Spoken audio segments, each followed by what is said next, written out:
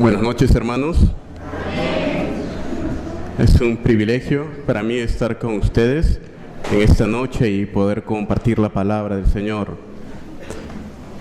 Antes de comenzar con la exposición de la palabra, quisiera pedirles que vayamos al Señor en oración.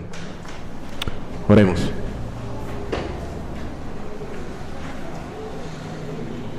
Padre nuestro, Padre, te pedimos en esta noche, en Cristo Jesús, que tú obres por tu Espíritu Santo en las vidas de nosotros, Padre. Que aquellos que están desanimados sean animados, aquellos que no te conocen, te conozcan, aquellos que están viviendo en pecado sean reprendidos, y aquellos a quienes tú has llamado para tu servicio y misiones, esta noche sea el tiempo en el cual los llames. Padre, te pedimos que uses la voz que habla en esta noche y tu palabra. Te lo pedimos en el nombre de Cristo Jesús y en sus méritos. Amén. 1906 fue el año en el que nació Dietrich Bonhoeffer. 1906. Probablemente nunca has escuchado su nombre. Dietrich Bonhoeffer. A los 14 años de edad, este joven alemán, nacido en una familia casi aristocrática, rico, decidió estudiar teología, convencido de que era el llamamiento de Dios para su vida a los 14 años. Inmediatamente se puso a estudiar hebreo. 2 años antes había comenzado a estudiar el griego y estaba completamente decidido a ser usado en la obra del Señor. Mientras otros jóvenes estaban jugando, yendo a fiestas, el joven Bonhoeffer estaba leyendo libros. A la edad de 16 años podía manejar el hebreo y el griego, casi tan bien como el español, el inglés y el alemán. Una mente brillante para el servicio del Señor. Unos años más tarde, en Alemania, se desató lo que llegó a ser la guerra mundial más cruenta del mundo, lo que es conocida como la Segunda Guerra Mundial. En la Segunda Guerra Mundial, Bonhoeffer, teniendo la oportunidad de escapar de Alemania, decidió quedarse en su propio país. Así que organizaba seminarios. Para entonces él ya tenía más o menos 33 años, un poco mayor de lo que soy en esta noche, y organizaba seminarios para poder enseñar la palabra del Señor. Estaba dándole información a espías británicos y americanos a fin de que pudieran eliminar a Hitler. Incluso hubo un complot para eliminar a Hitler, en los cuales algunos de los amigos de Bonhoeffer participaron. Hay una película muy famosa de esta llamada la Operación Valquiria. No sé si la han escuchado. Hitler sobrevive el atentado. Una bomba fue puesta solamente a 2 metros de distancia de donde estaba Hitler. Después de haber sobrevivido el atentado, Hitler declaró lo siguiente: fue la providencia la que me salvó. Esto es una prueba que estoy en el camino correcto. Siento que esta es la confirmación divina de todo mi trabajo. Unos meses más tarde, Bonhoeffer fue encarcelado por querer asesinar a Hitler y pasó sus últimos meses en una prisión llamada la prisión Tegel.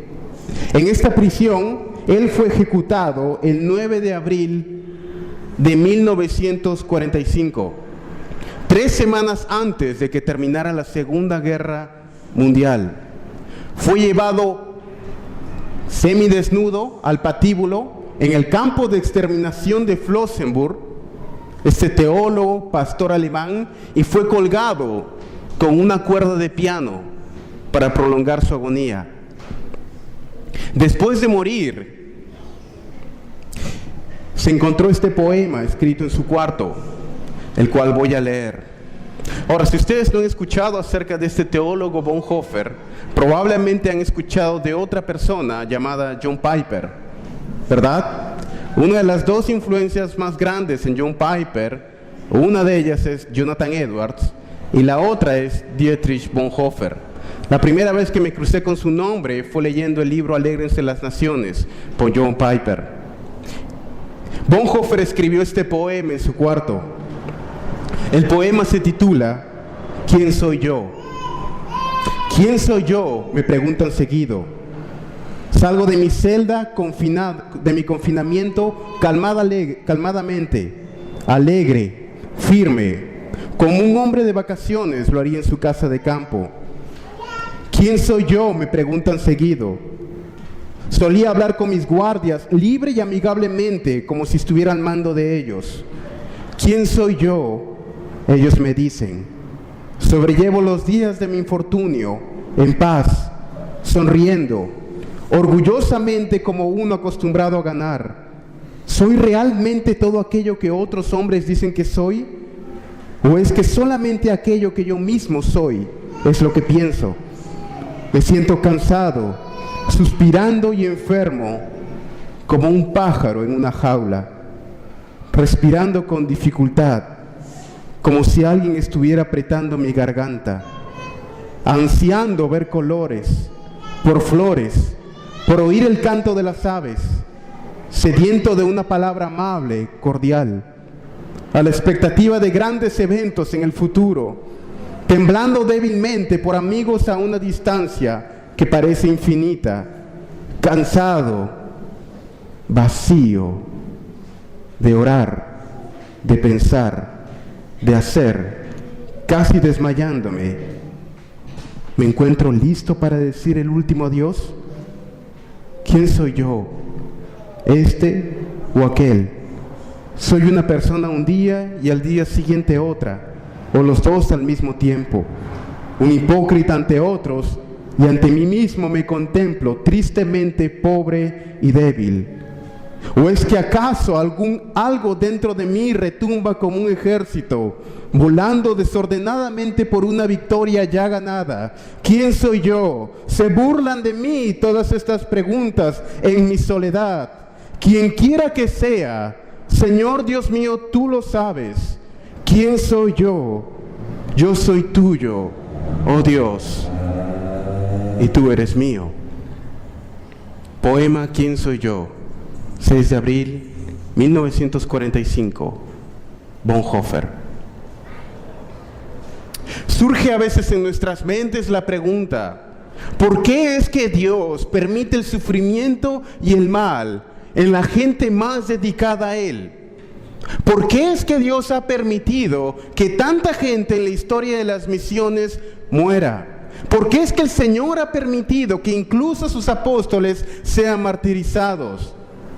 Después del gran avivamiento de Jonathan Edwards, cuando el movimiento estudiantil de los Estados Unidos, jóvenes entre 18 a 26 años, se embarcaban para ir a hacer misiones a los lugares más difíciles de la tierra, 1 de cada 3 de ellos morían en el barco. 1 de cada 3 de ellos ni siquiera llegaban al campo misionero. Y usualmente cuando viajaban con un ataúd en el cual llevaban sus pertenencias, porque llegado el momento, en ese ataúd iba a ser el lugar donde los iban a enterrar. Un día el capitán de un barco le preguntó a uno de estos jóvenes que estaba yendo a África a hacer misiones, y le dijo: ustedes están locos, solamente están yendo ahí a morir. A lo cual el joven le respondió: capitán, nosotros ya morimos antes de zarpar. Nosotros ya morimos antes de zarpar. Si ustedes están familiarizados con la historia de los avivamientos, van a ver que muchos de estos jóvenes fueron los que se instalaron en la India con Guillermo Carey, más adelante en la China con Hudson Taylor, y rompieron las paredes de lo que parecía en ese entonces una locura en términos de misiones. Como consecuencia del avivamiento en la China de Hudson Taylor, hoy China es uno de los países que envía más misioneros en el mundo. Si sabes la historia de las misiones en el Perú, esos mismos misioneros que fueron botados de la China. Una de las misiones, Misión al Interior de la China, cambió su nombre por Misión al Interior de las Filipinas, para luego convertirse en Misión al Interior de Sudamérica, y llegó a ser la Misión AVEN, de la cual la Iglesia Vida Nueva, en la cual fui miembro, fue fundada. Si regresamos 120 años atrás, aquellos mismos padres que fueron a la China fueron eventualmente los que llegaron al Perú. Somos herederos de una historia de misiones, en la cual mucha gente dio su vida para que nosotros tengamos la palabra de Dios en esta noche. En la actualidad hay 1.8 billones de personas que nunca han escuchado el mensaje de Cristo. ¿Sabes cuánto es eso? 1.800 millones de personas. 1.800 millones de personas nunca han escuchado el nombre de Jesucristo. Cada segundo 20 personas mueren sin haber oído de Cristo. A una eternidad completamente separada de Dios. Para cuando terminemos este mensaje, más de 3,000 personas en este mensaje habrán pasado una eternidad sin Cristo. ¿Cuántas personas hay aquí en esta habitación? ¿100? ¿120? Más de 3,000, nunca habiendo oído el mensaje de la salvación. En la actualidad, el 70% de la gente más pobre en el mundo son mujeres. El sector en el cual se les considera casi subhumanos son mujeres. Solamente en África hay 23 millones de personas muriendo de SIDA, siendo la mayoría de ellos mujeres y niñitas, ya sea por violaciones o ya sea por SIDA, por sus padres. Más de 23 millones en el mundo. En la actualidad, el Islam crece rápidamente, a un paso casi sorprendente. Alguna gente dice que para el 2025 el Islam tomará completamente el control del mundo. Esa es la situación actual en las misiones. Y la pregunta para nosotros en esta noche es, ¿qué tiene que ver esto con nosotros? Pero las cosas se complican aún más. De todos los misioneros que se envían, 90 de ellos van a lugares que ya han sido alcanzados por el Evangelio. 90 de ellos van a lugares que ya han sido alcanzados por el Evangelio. De los otros 10 de cada 100, 9 trabajan en lugares que ya han sido alcanzados por el Evangelio, pero en cosas de caridad, netamente. Solamente 1%,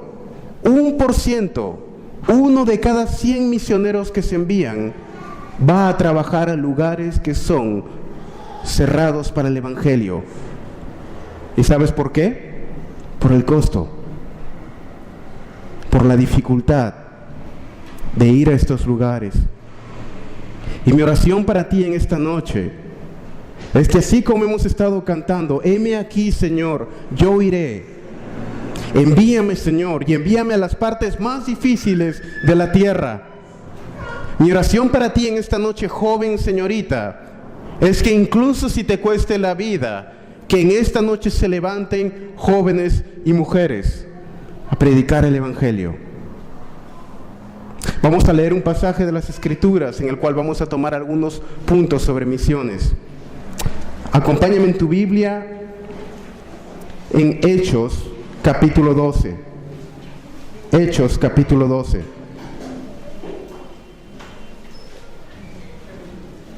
Hechos capítulo 12.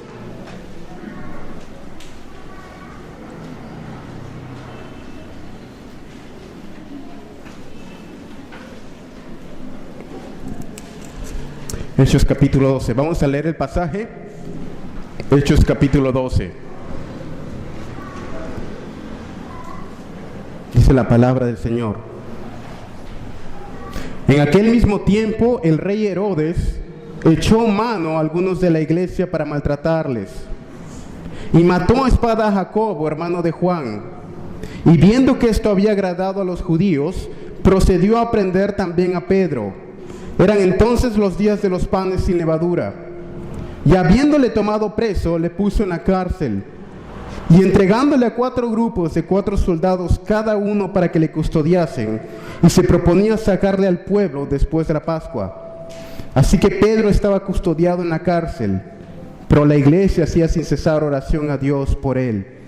Verso 6. Y cuando Herodes le iba a sacar, aquella misma noche estaba Pedro durmiendo entre 2 soldados, sujeto con 2 cadenas, y los guardas delante de la puerta custodiaban la cárcel. Y he aquí que se presentó un ángel del Señor, pero una luz resplandeció en la cárcel. Y tocando a Pedro en el costado, le despertó diciendo: levántate pronto. Y las cadenas se cayeron de las manos. Le dijo el ángel: cíñete y átate las sandalias. Y lo hizo así.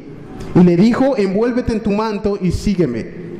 Y saliendo le seguía, pero no sabía que era verdad lo que hacía el ángel, sino que pensaba que veía una visión. Habiendo pasado la primera y la segunda guardia, llegaron a la puerta de hierro que daba a la ciudad, la cual se les abrió por sí misma.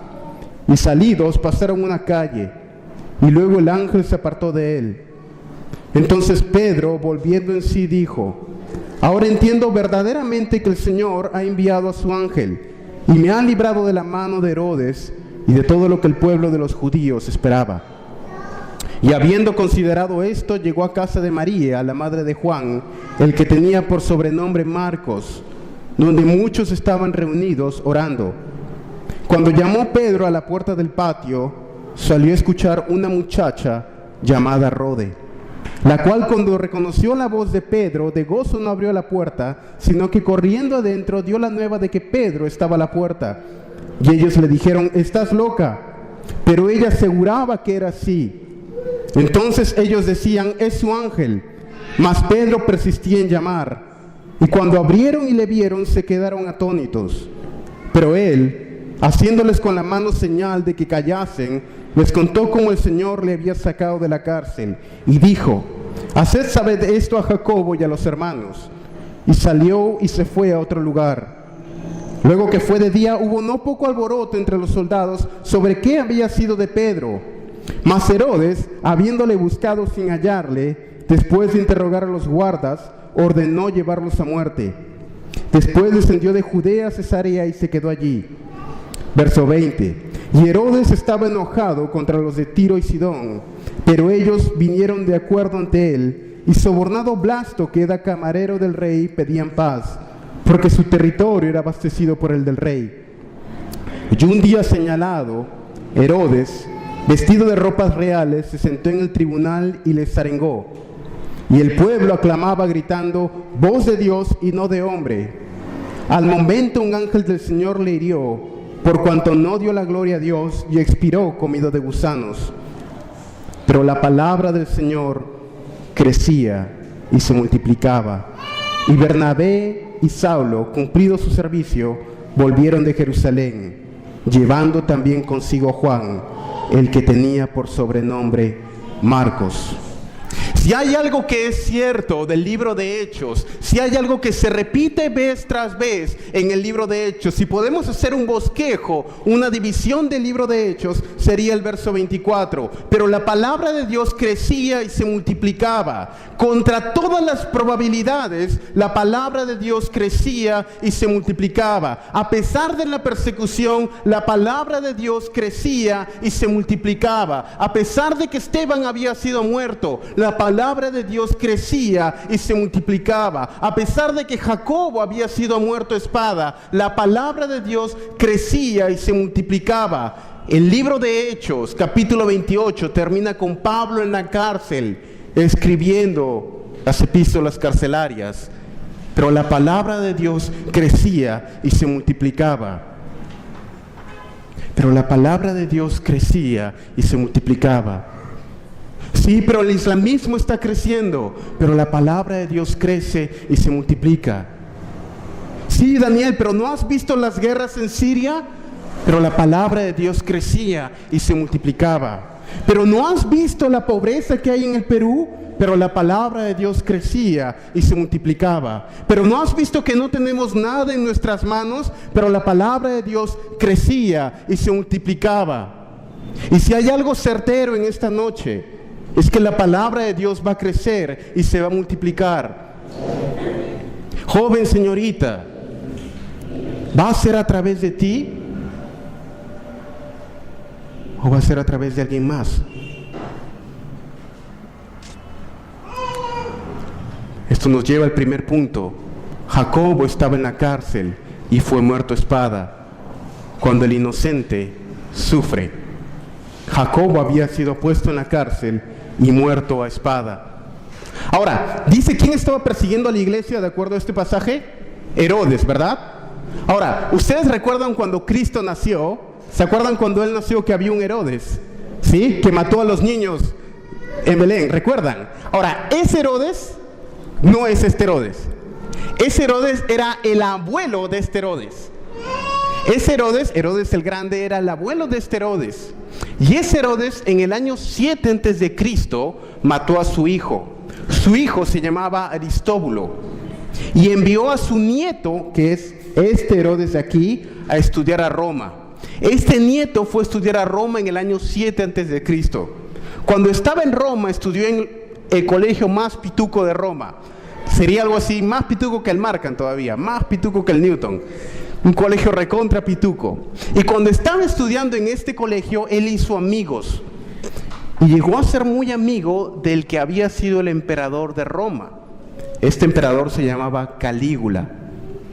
Ahora, 2 años antes de que este evento ocurriera, Calígula en el año 42 murió. Calígula fue muerto. Ahora, este Herodes sabía de que su amigo, su vara en el gobierno romano había sido quitada. Así, ¿qué es lo que quería hacer? Quería congraciarse y hacer nexos políticos. Y por eso, para caerle bien a los judíos y asegurar su posición política, decidió perseguir a esta pequeña secta llamada los cristianos. Y es ahí donde nos lleva a este pasaje. Ahora, una pregunta. ¿Estaba Jacobo en algún pecado? ¿Estaba Jacobo viviendo en algún pecado? No, ¿verdad? De acuerdo al texto, no estaba viviendo en ningún pecado. Entonces, ¿por qué Dios permitió que Jacobo muriera? ¿Por qué Dios permitió que Jacobo muriera? Él estaba sirviendo fielmente a Dios, ¿verdad? ¿Por qué Dios permitió que uno de sus apóstoles, alguien consagrado a Él, muriera? Bueno, el texto no nos lo dice específicamente. Pero yo imagino que quizá Jacobo, antes de morir, en aquella noche, como Bonhoeffer en su celda fría escribió ese poema, quizá él estaba pensando: Señor, ¿por qué? Si te estoy sirviendo. John Bunyan, el escritor del Progreso del Peregrino, le preguntaron cuando estaba en la cárcel, mientras él escribía el Progreso del Peregrino: Señor Bunyan, si fuera su último día de vida, ¿qué haría? A lo cual Bunyan respondió: exactamente lo mismo que hago todos los días: levantarme, orar, leer las Escrituras y comenzar mi día, porque estoy listo para morir.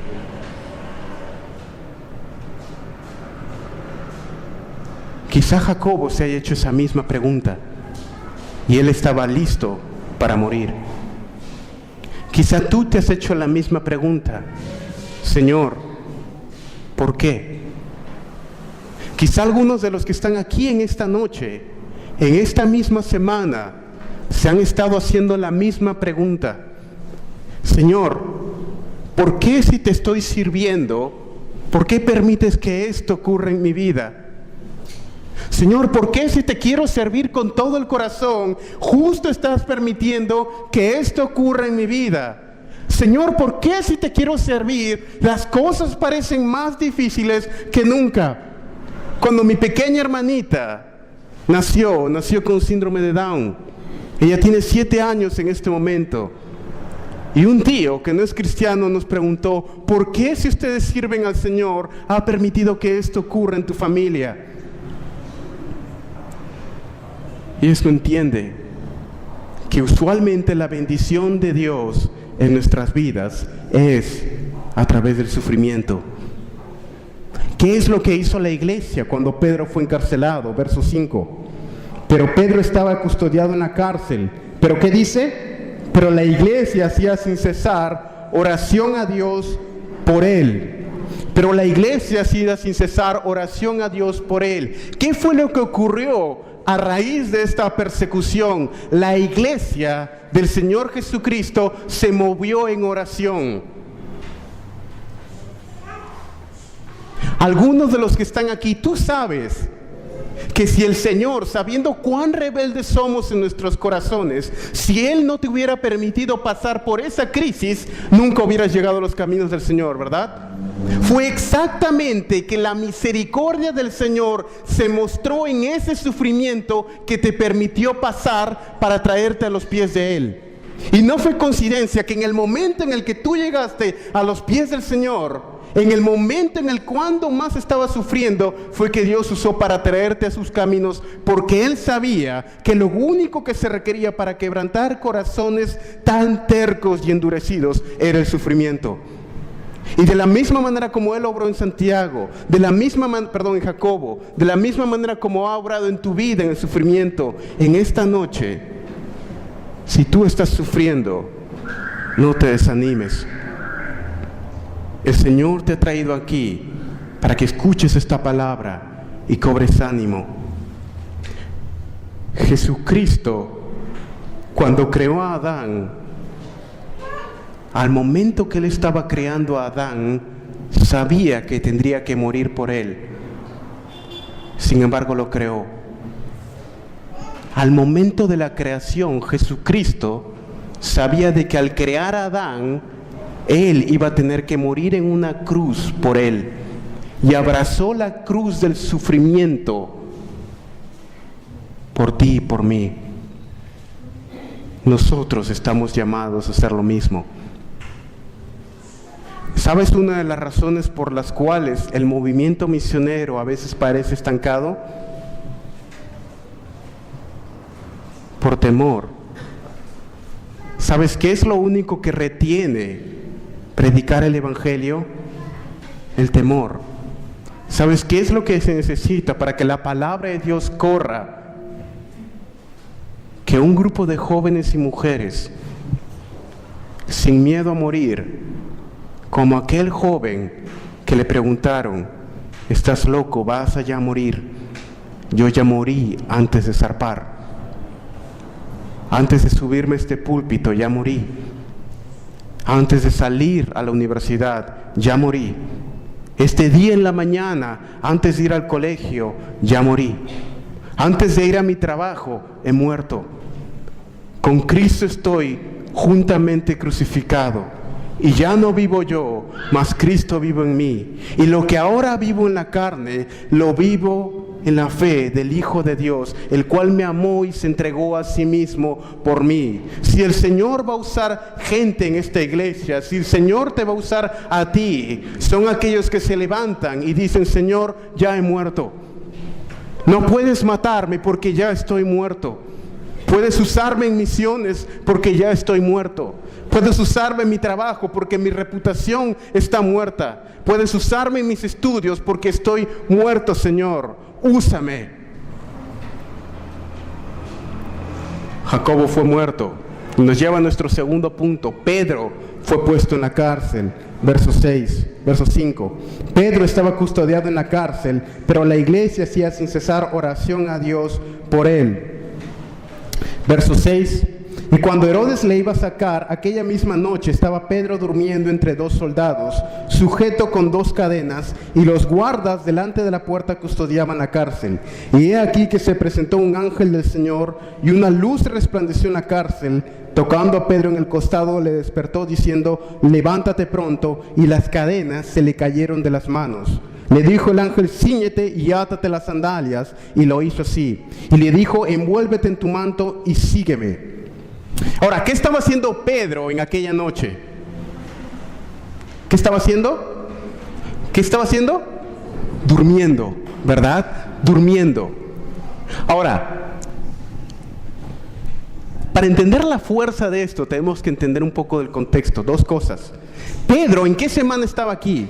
En la semana, ¿cuál semana era? La Pascua, ¿ok? La fiesta de los panes y levadura. Era el último día de la Pascua. Al día siguiente se terminaba la Pascua, ¿ok? ¿Cuál era la única semana del año en que a un judío le estaba prohibido matar a alguien? O no podían ejecutar ni a ningún prisionero. La semana de la Pascua, ¿ok? La Pascua terminaba al día siguiente. Lo que quería decir era que al día siguiente Pedro iba a ser ejecutado. Y el día anterior, ¿qué le estaba haciendo? Estaba durmiendo. Ahora, imagínate que esta noche sea tu última noche de vida. Imagínate que mañana, en la mañana, a las 6 de la mañana, tuvieras que ser ejecutado. Ejecutada. Son tus últimas 8 o 10 horas de vida. ¿Las pasarías durmiendo? Probablemente no, ¿verdad? Si dices, mañana a las 6 de la mañana voy a ser ejecutado, probablemente yo no podría pegar los ojos ni un segundo en aquella noche pensando que tan pronto salga el alba voy a ser fusilado o ejecutado, ¿verdad? Pero Pedro, ¿qué estaba haciendo? Durmiendo. ¿Por qué? Creo que Pedro estaba listo para morir. Creo que Pedro había vivido de tal manera que lo único que quedaba pendiente en su vida hacer era morir. Había vivido de tal manera que lo único que quedaba por hacer en su vida era morir. No tenía remordimientos, no tenía arrepentimientos, no tenía nada que no había sido perdonado por la sangre de Cristo Jesús, y lo único que quedaba hacer al final de su carrera era morir. Y si el Señor le daba un día más de vida, era vivir por Él. Se dice que no hay nada más triste que la vejez, cuando alguien tiene la culpa de los pecados pasados sobre él. ¿Quieres ver a una persona triste? Mira a un viejo que aún le duelen los pecados del ayer.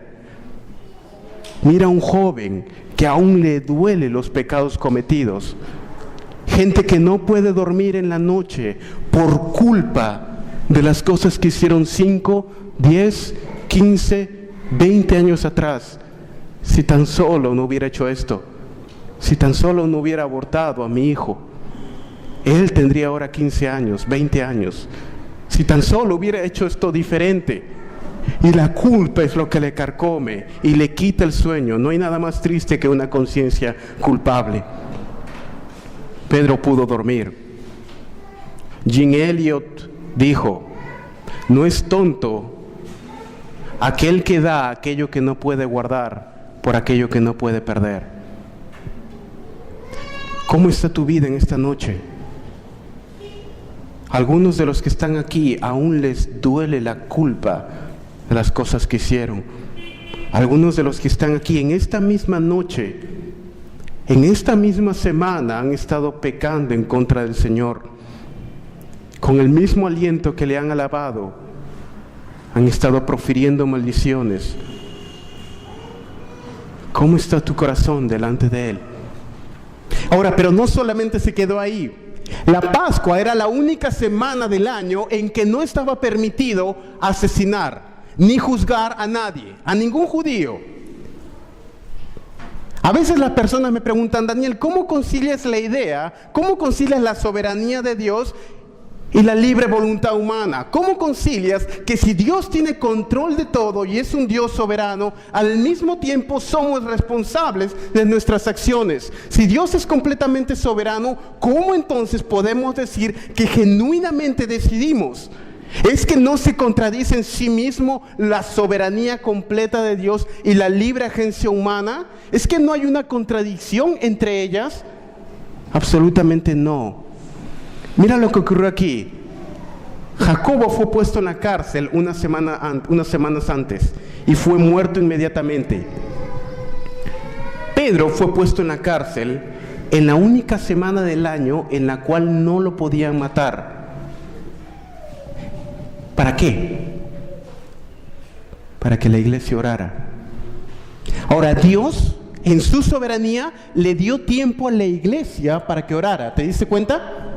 Dios le dio tiempo a la iglesia para que orara. Puso el deseo a la iglesia para que orara. ¿Para qué? A fin de que Dios respondiera y enviara un ángel, Pedro sea liberado, su nombre sea glorificado, los creyentes sean animados y Saulo y Bernabé pudieran salir a misiones en el capítulo siguiente, en el capítulo 13, como consecuencia de esto. Ahora, si la iglesia nunca hubiera orado, Pedro hubiera muerto en la cárcel. Pedro hubiera muerto en la cárcel, la iglesia no se hubiera animado, Pablo y Bernabé no hubieran salido de viaje misionero y sería otra historia completamente diferente. Pero Dios estaba acomodando las circunstancias en su soberanía para que su iglesia respondiera, de tal manera que si la iglesia no hubiera respondido, Dios no hubiera enviado el ángel, Pedro hubiera muerto y otra sería la historia. Esto ocurrió y sigue ocurriendo el día de hoy. Aún el Señor está trabajando en las circunstancias y aquello que ha estado pasando en tu vida en esta semana no es casualidad. El Señor ha estado trabajando en las circunstancias a fin de traerte aquí en esta noche, a fin de que tú tengas el deseo de orar y que respondas en oración y el Señor levante y envíe gente a hacer misiones. ¿Te das cuenta? Sí, creemos que el Señor tiene todo poder, pero vamos a nuestras reuniones de oraciones. ¿Y cuánto tiempo oramos? 5 minutos, 10 minutos. ¿Cuánta gente va a la reunión de oración? La cuarta parte de la iglesia, la mitad de la iglesia. ¿Alguna vez has visto a un mendigo pidiendo plata? Yo he visto bastantes. Ahora, el mendigo pide plata usualmente porque no tiene dinero, ¿verdad? Si el mendigo tuviera dinero, ¿pediría dinero? Probablemente no. Algunos que son moscas y quieren estafar. Pero lo normal es que si el mendigo tiene dinero, no va a pedir dinero, ¿verdad? El mendigo pide dinero porque no tiene dinero. Una persona ora cuando se da cuenta que no tiene nada. Y una persona que no ora es aquella que cree dentro de sí que es capaz para hacer la obra del Señor. No te voy a preguntar si tu corazón está realmente en misiones o si vienes los domingos a la iglesia, pero la vida de nuestra oración delata lo que realmente creemos acerca de Dios. Porque si realmente tú piensas que el Señor puede hacer su obra, y si realmente crees que no tienes nada en tus manos, si realmente crees que no puedes convertir a nadie allá afuera, si realmente crees que estamos completamente muertos en delitos y pecados, si realmente entiendes que no hay poder en ti sino solamente por el Espíritu Santo, tus rodillas no se van a despegar del piso. Y realmente el Señor puede obrar y traer un avivamiento a su iglesia a través de las misiones en la oración. Y el Señor sigue obrando en las circunstancias para su gloria. Ahora, Pedro fue liberado a través de la oración de la iglesia, por el Espíritu Santo enviando un ángel. Quizá algunos de ustedes piensen, pero yo no puedo ir a misiones, soy demasiado viejo.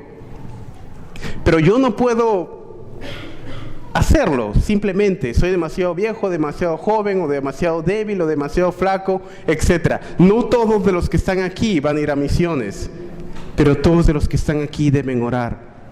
Estoy seguro que mientras predico este mensaje hay gente orando por mí, ya sea mi familia o ya sea amigos en Inglaterra. Estoy seguro que hay gente orando por mí. Y estoy seguro que cada vez que me paro en el púlpito, si no es por la unción del Espíritu Santo usando su palabra, absolutamente nada puedo hacer. Ora por misiones. Esto nos lleva a nuestro tercer punto, verso 20.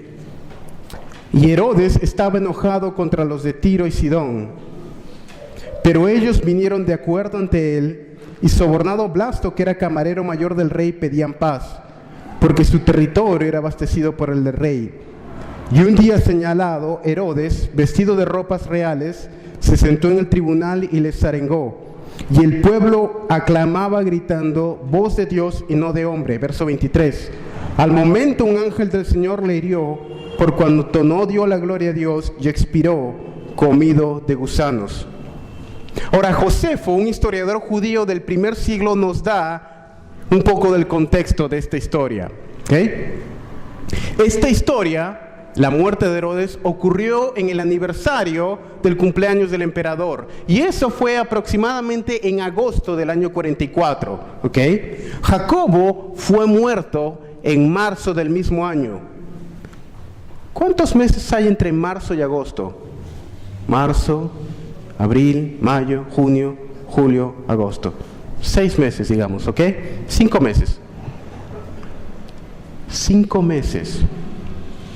Por 5 meses, Herodes pensó que no iba a haber juicio para él. Por 5 meses, él se levantaba cada mañana, después de haber perseguido a la iglesia, pensando que no iban a haber consecuencias por sus acciones. Por 5 meses, Herodes vivió pensando que podía burlarse de Dios.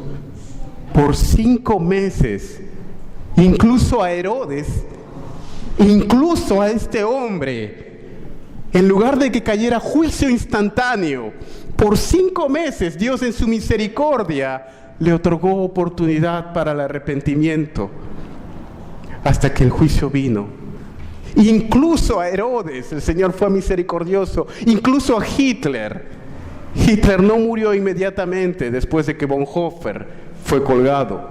Pasaron casi 3 semanas y media, 4 semanas. Pero llegó el juicio. Joven señorita, ¿y tú piensas que puedes vivir en esta noche burlándote de Dios y que no va a haber una consecuencia de tus actos? Proverbios, Salmos 14:1 dice el necio en su corazón, no hay Dios. Dice el necio en su corazón, no hay Dios. Ahora, ¿qué significa esto en relación a Herodes? Necio, en literatura de sabiduría, en literatura, Salmos, Proverbios, Eclesiastés, necio representa una persona inmoral. El corazón literalmente representa a la mente, los pensamientos. Lev es la palabra en hebreo y representa el centro del ser humano, sus pensamientos. Ahora déjame darte una traducción, una paráfrasis de este Salmo 14:1. Dice el necio en su corazón, no hay Dios. No significa que era una persona tonta, no significa que no creía en Dios, no significa que era un ateo. No habían ateos casi cuando David escribió esto. Lo que quiere decir es esto: el inmoral piensa que puede vivir de tal manera que sus actos no sean juzgados. El inmoral piensa que nunca será juzgado por Dios por sus acciones. Cada segundo 20 personas van a una eternidad sin Cristo. Cada segundo 1.800 millones de personas no han escuchado ni una sola vez del Evangelio. Ni una sola vez del Evangelio. Y Y porque Dios es justo, irán a una eternidad separados de Él en el infierno. Jóvenes, niños, niñas, en este mismo instante hay niñas siendo violadas, nunca escuchando el mensaje de Cristo. Y en esta noche Dios te está extendiendo misericordia a ti que no le conoces. Te está dando la oportunidad para que te arrepientas de tus pecados, para que pongas tu confianza en Cristo Jesús, que decidas dejar tu pecado y por el poder del Espíritu Santo seguirle, que te arrepientas de tus pecados y mueras a ti mismo, que tomes tu cruz y que cada día le sigas. Y el Señor te está dando la oportunidad en esta noche, mientras hay esperanza y el Espíritu Santo está obrando en tu vida, para que te arrepientes. Pero un día como a Herodes le llegó el juicio, un día te llegará también el juicio. Quizá hay algunos aquí en esta noche que están en duda sobre si el Señor te está llamando a misiones. Déjame hacerte una pregunta. ¿Hay algo que Dios no pueda hacer? ¿Hay algo que Dios no pueda hacer?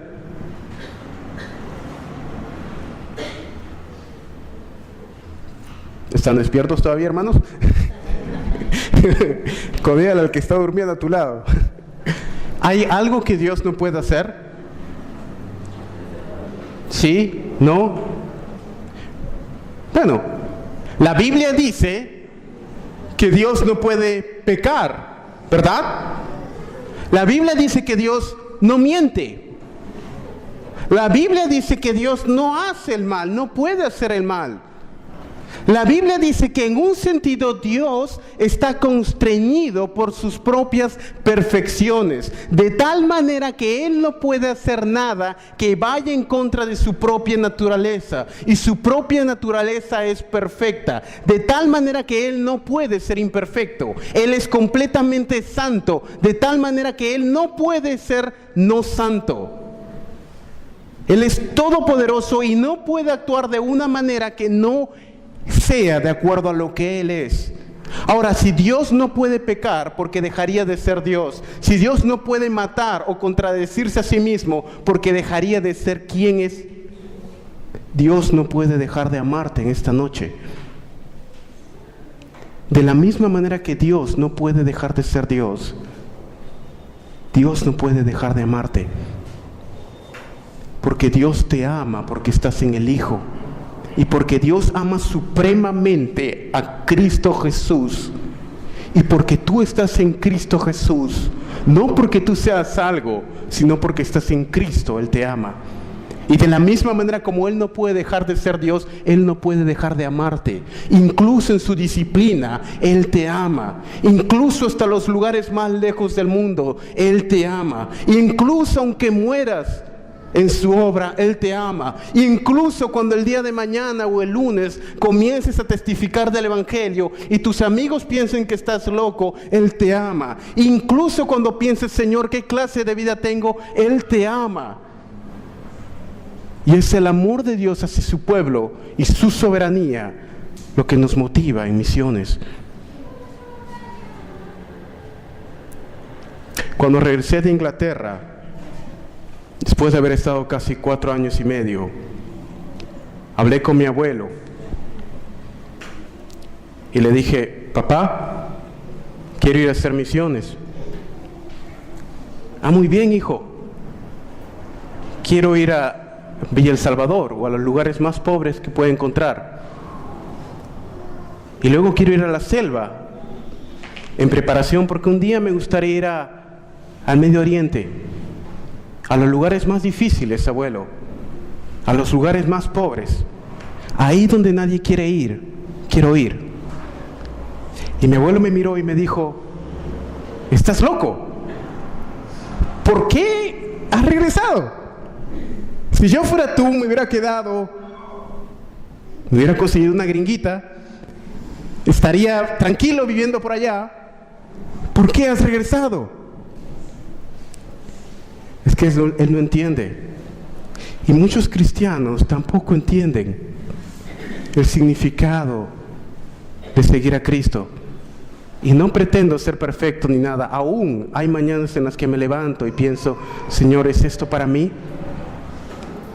Y entonces vuelvo a un recuerdo de cuando tenía 16 años, en el primer viaje misionero que fui a la ciudad de Satipo. Y visitamos un lugar llamado Pichanaki. En Pichanaki visitamos en enero del 2001 una tribu que había sido golpeada por el terrorismo en Perú 10 años antes. Ahí recién tenía un mes o un par de meses en la fe. Y conocimos al pastor de esta iglesia. Era una tribu. Y el pastor estaba caminando en muletas. 10 años antes o 12 años antes, los terroristas habían cortado parte de su pie con un machete, de tal manera que él no podía caminar. Le cortaron los pies con el machete para evitar que él predicara el evangelio. Ahora, a mis 16 años, con 2 meses en la fe, entendía muy poco acerca de Cristo, pero estaba sintiendo que el Señor me estaba llamando para la obra de misiones, que el Señor me estaba llamando para servirle a tiempo completo. Y cuando vi esto, regresando ese mismo día en el bus, el Señor estaba susurrando a mi oído, ¿de verdad quieres servirme?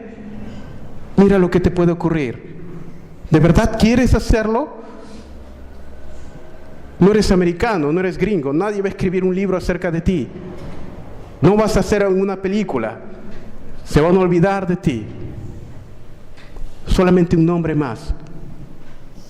¿De verdad quieres?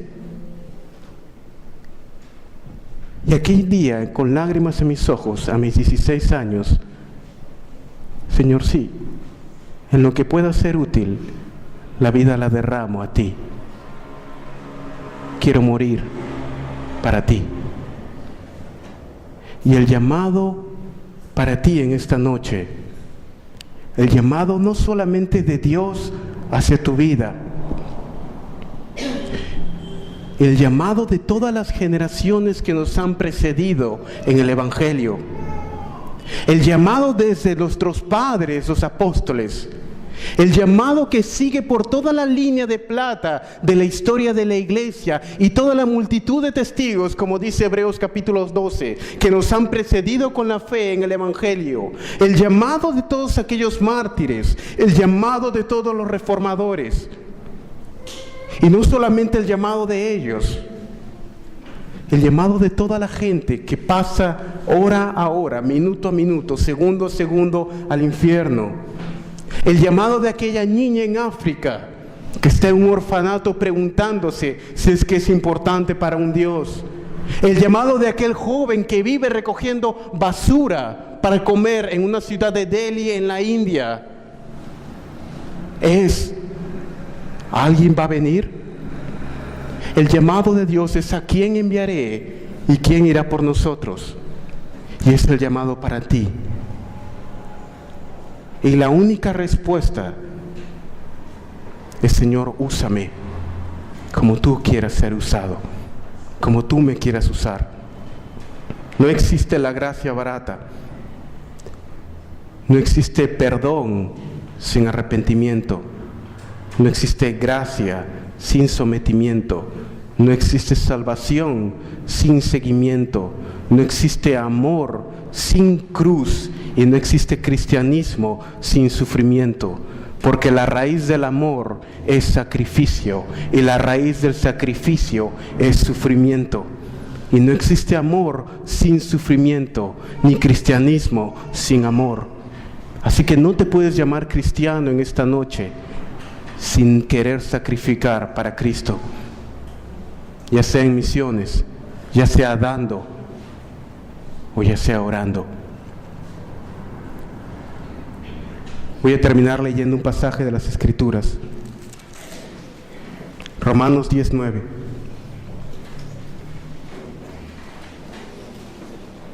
Romanos 10:9. Que si confesares con tu boca que Jesús es el Señor y creyeres en tu corazón que Dios le levantó de los muertos, serás salvo. Porque con el corazón se cree para justicia, pero con la boca se confiesa para salvación. Pues la Escritura dice: todo aquel que en él creyere no será avergonzado. Porque no hay diferencia entre judío y griego, pues el mismo que es Señor de todos es rico para con todos los que le invocan. Porque todo aquel que invocare el nombre del Señor será salvo. ¿Cómo pues invocarán a aquel en el cual no han creído? ¿Y cómo creerán en aquel de quien no han oído?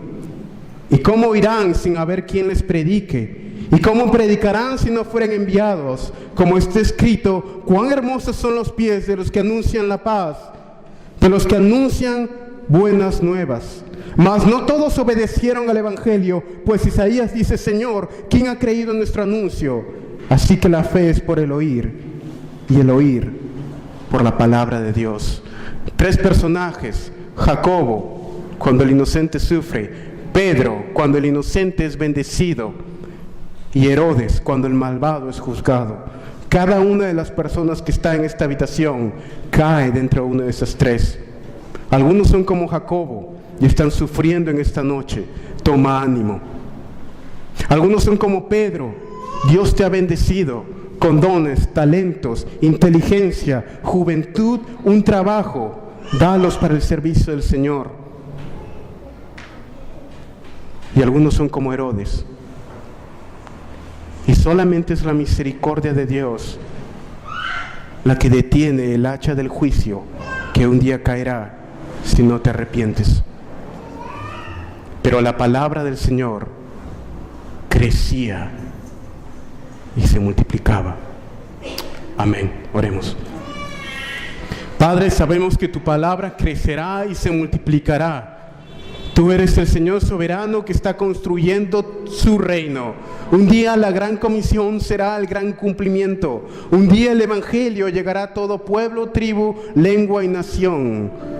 Señor, te pedimos en esta noche, Padre, te pido que le des ese flash de eternidad, de la vida por venir, de las riquezas en Cristo, de la esperanza del Evangelio, de la consolación en el Espíritu, de tu soberanía, de tu amor, de tu poder, Padre, y que nos llames a misiones, nos llames a predicar el Evangelio. Padre, te pido que en esta noche tú levantes jóvenes y señoritas de esta congregación en esta misma cuarto y que te sirvan, Señor, ya sea en misiones o como pastores, como misioneros o como ingenieros o cualquier profesión que tengan, como amas de familia, padres, pero que te sirvan completamente a ti, Señor, que puedan morir cada día y seguirte.